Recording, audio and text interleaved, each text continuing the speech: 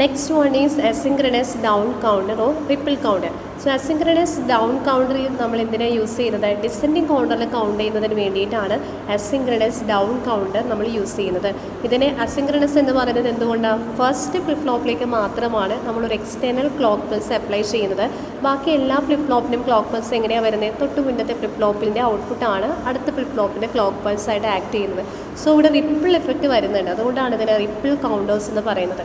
ഇവിടെ ഒരു 3-bit asynchronous down കൗണ്ടറിൻ്റെ logic ഡയഗ്രമാണ് നൽകിയിരിക്കുന്നത്. ഇവിടെ 3-bit ആയതുകൊണ്ടാണ് നമുക്ക് കൗണ്ട് ചെയ്യുമ്പോൾ 7, 6, 5, 4 അങ്ങനെ ലഭിക്കുന്നത്. അതേസമയം നമ്മളൊരു 2-bit അസിൻക്രണസ് ഡൗൺ കൗണ്ടറാണ് യൂസ് ചെയ്തതെങ്കിൽ നമുക്ക് കിട്ടുന്ന ഔട്ട്പുട്ട് എന്തായിരിക്കും? 3, 2, 1, 0 ആ രീതിയിലാണ് നമുക്ക് ഔട്ട്പുട്ട് ലഭിക്കുന്നത്. ഇവിടെ JK ഫ്ലിപ്പ് ഫ്ലോപ്സ് ഒരു ചെയിൻ ഫോമിൽ കണക്ട് ചെയ്തുകൊണ്ടാണ് നമ്മൾ അസിൻക്രണസ് ഡൗൺ കൗണ്ടർ ഡയഗ്രം നമ്മൾ വരയ്ക്കുന്നത്. അപ്പോൾ നമുക്കിവിടെ അറിയാം clock input to each subsequent flip flop is driven by the output of the previous flip flop. നേരത്തെ പറഞ്ഞതുപോലെ തന്നെ ഇവിടെ ശ്രദ്ധിക്കേണ്ടത് ഇവിടെ അസിൻക്രണസ് ഡൗൺ കൗണ്ടർ ആണ്. അതുകൊണ്ട് തന്നെ ക്ലോക്ക് പൾസ് എടുക്കുന്നത് എപ്പോഴും എങ്ങനെയായിരിക്കണം?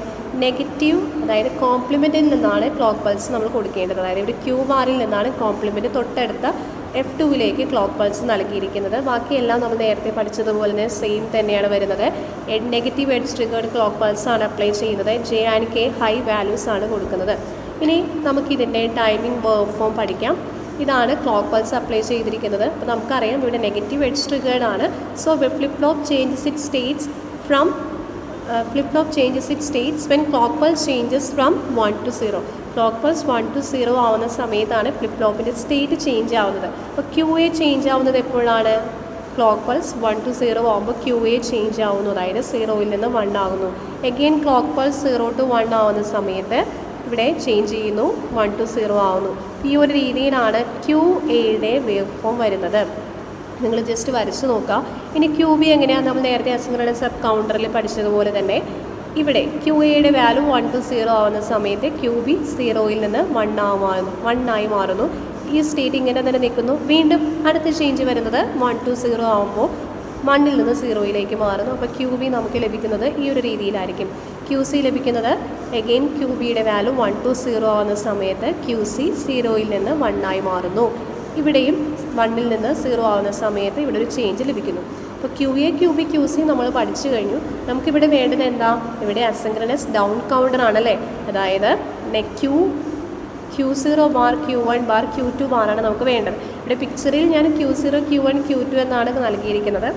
Timing wave from QA, QB, QC എന്നാണ്. അപ്പോൾ നിങ്ങൾ അതനുസരിച്ച് പിക്ചറിൽ ഡിഫറൻസ് വരുത്തുക. ഓക്കെ, അപ്പോൾ QA ബാറാണ് നമുക്ക് വേണ്ടത് അല്ലേ. QA ബാർ ആവുന്നത് എന്താ? QAയുടെ നേരെ ഓപ്പോസിറ്റ്. ഇവിടെ QA 0 ആകുമ്പോൾ QA ബാർ, അതായത് QA കോംപ്ലിമെൻ്റ് എന്ന് പറയുന്നത് 1 ആകുന്നു. ഇവിടെ QA 1 ആവുന്ന സമയത്ത് QA കോംപ്ലിമെൻറ്റ് 0 ആണ്. തിരിച്ച് നേരെ ഓപ്പോസിറ്റായിട്ട് QA കോംപ്ലിമെൻ്ററി ഡയഗ്രാം വരയ്ക്കുക. അതുപോലെ തന്നെ ഇവിടെ 0 ആവുന്ന സമയത്ത് 1 ആക്കി QB ഡാഷിൻ്റെ ഡയഗ്രാം വരയ്ക്കുക. അതായത് അതുപോലെ തന്നെ Q3 അഥവാ QC ഡാഷിൻ്റെ എങ്ങനെയായിരിക്കും? ഇവിടെ 1 ആവുന്ന സമയത്ത് 0 ആക്കി Q3 ഡാഷിൻ്റെ ഡയഗ്രാം വരയ്ക്കുക. ഇത് വരച്ച് കഴിയുമ്പോൾ, ടൈമിംഗ് വേവ് ഫോം വരച്ച് കഴിയുമ്പോൾ നമുക്ക് ഔട്ട്പുട്ട് സ്റ്റേറ്റ് ലഭിക്കുന്നത് ഈ ഒരു രീതിയിലായിരിക്കും. സോ 1, 1, 1, 1, 1, 0, 1, 0, 1, 1, 0, 0 ഈ ഒരു രീതിയിലാണ് നമുക്ക് ലഭിക്കുന്നത്.